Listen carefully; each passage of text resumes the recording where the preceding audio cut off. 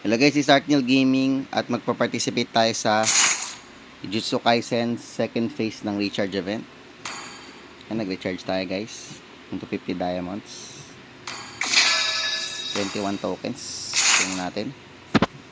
Sana makakuha tayo ng maraming tokens para makuha natin si Julian. Or makachamba tayo at makakuha tayo ng skin. Let's go.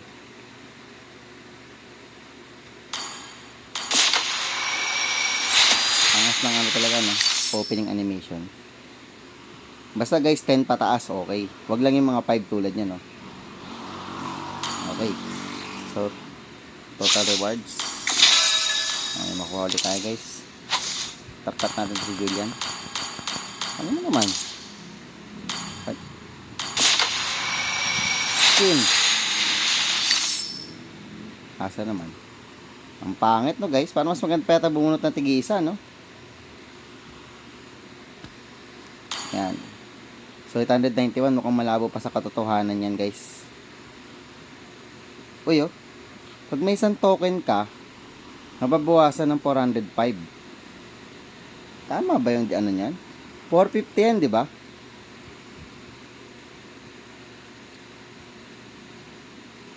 Wait lang.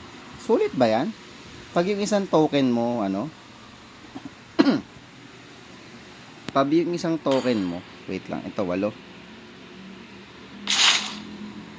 Pag yung isang token mo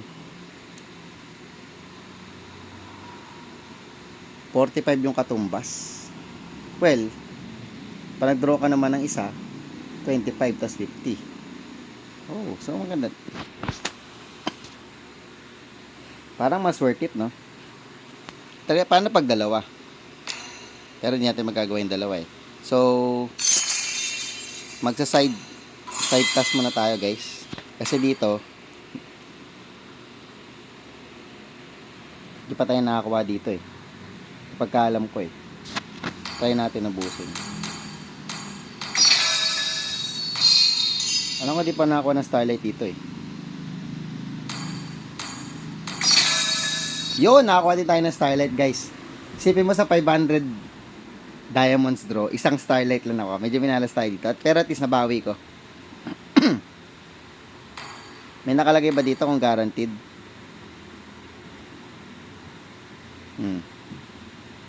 Wala naman. So, PT yun. So, may nakuha ba tayong ano? May nakuha tayong 4. Ang tanong, pag may 4 ka, maging 225 dias na lang siya. Aba. Hindi ko alam kung worth it yun. Excuse me. Kasi parang 225 from 450. So, 5. Sorry guys ha. Magkano muna tayo. 450 kasi normally yan eh. Minus 225. So, lumalabas 225 divided by 5. So, lumalabas 45 dias per draw. Pero dapat,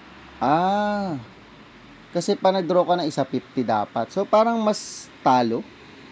Mas talo yata guys kapag ginamit mo yung ano.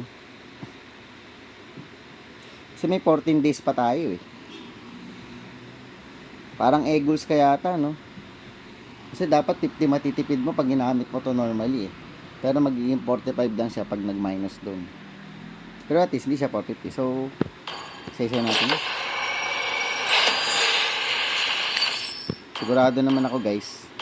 1 to kailangan ko eh. Yan, tumataas eh. Sa 10 kasi, na draws mo, 10 times 10, 100 lang napapala mo eh.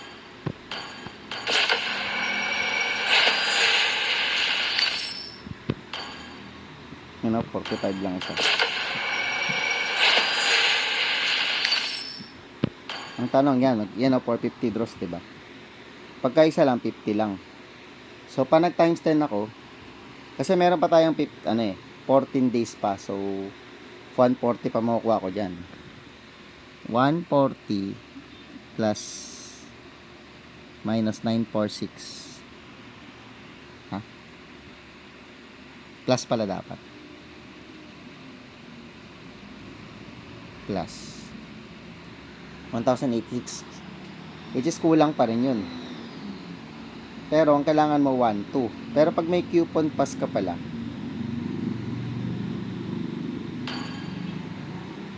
meron pa pala akong 4 draws dito, no? Paisip tuloy ako.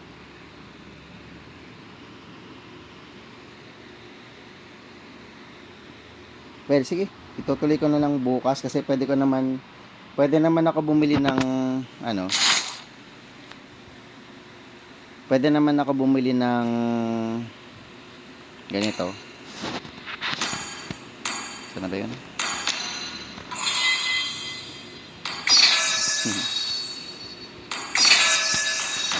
Nasa track pa tayo, no?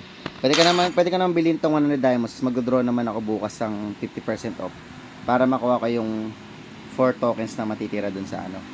So, I think ganun na muna tayo. Hanggang dito na muna tayo, guys. Sana makuha na natin ng 1,000 tokens. Pero pag bumili ako ng coupon pass, maliles ng 60 yata eh. Ito, coupon pass. Ayan. Saan ba makita yung coupon pass? Coupon pass. Ayun. Yan. Pag bumili tayong coupon pass, maliles ng 60 tokens. So, pwede rin natin pag-isipan to para makamenos tayo. Ang 60 tokens, katumbas niya more or less is 10 draws. Ay, hindi, 10 draws. 6 draws pala kasi usually 10 ang average. So, 10 draws is times tama, hindi pala. 6 draws lang pala to. 6 draws kasi 6 times 10, 60.